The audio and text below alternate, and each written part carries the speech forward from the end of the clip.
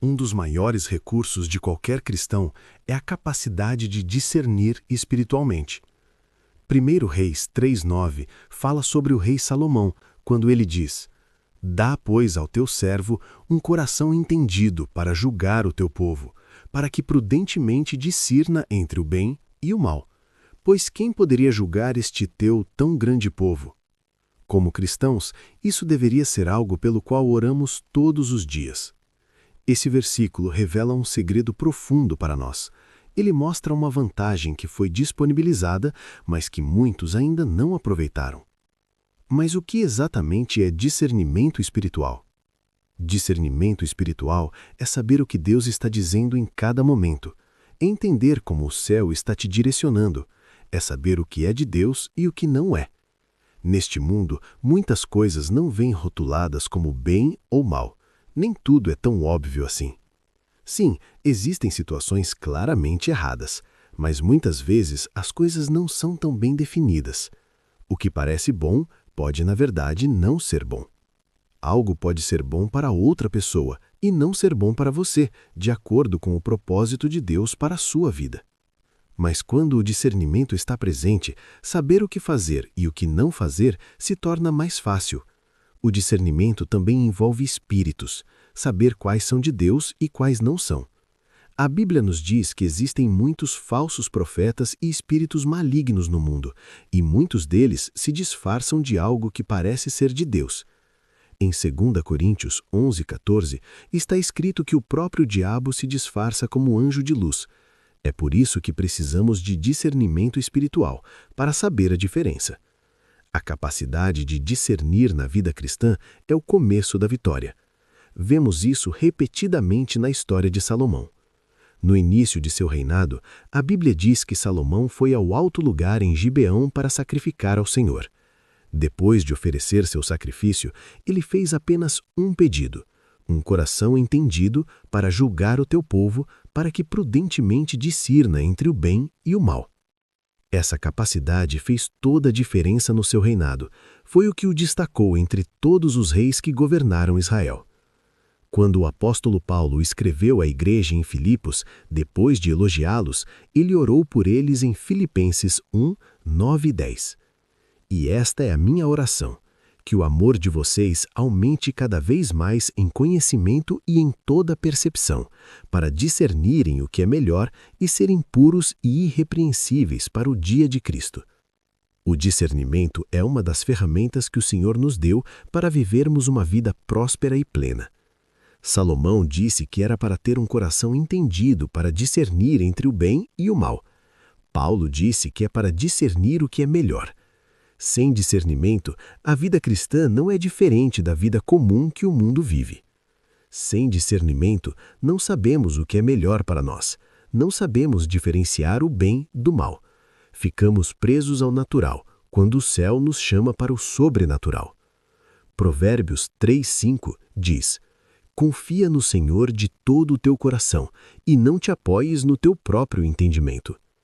Discernir é apoiar-se no entendimento do Senhor, não no nosso.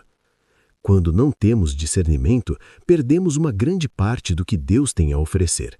Não temos acesso às informações do céu, não enxergamos com os olhos do Espírito. Sem discernimento, corremos o risco de cometer erros caros e entrar em situações perigosas, sem perceber quando Deus está nos alertando. É escolher viver uma vida difícil, quando o céu preparou algo melhor. Em Atos 16, 16 a 18, vemos um exemplo claro disso. Uma jovem seguia Paulo e declarava que eles eram servos do Deus Altíssimo.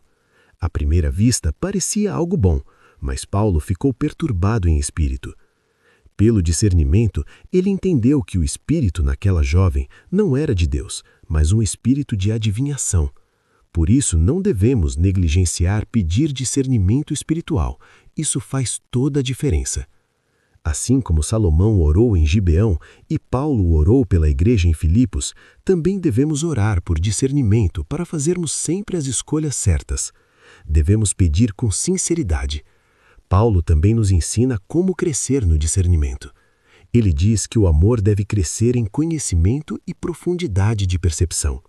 À medida que crescemos no conhecimento de Deus, nossa capacidade de discernir se aprofunda. Hebreus 5,14 fala daqueles que, pelo exercício, têm os sentidos treinados para discernir tanto o bem quanto o mal.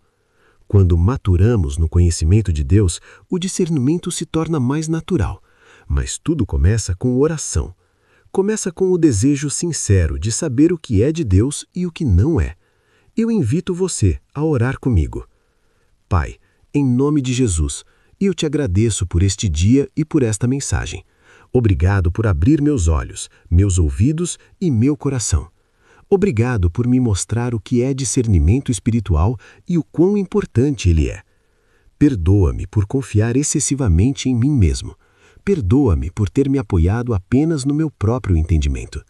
Eu peço graça. Assim como o Senhor concedeu a Salomão, conceda também a mim. A tua palavra diz em Mateus 7,7 que eu devo pedir e me será dado. Hoje eu peço discernimento espiritual.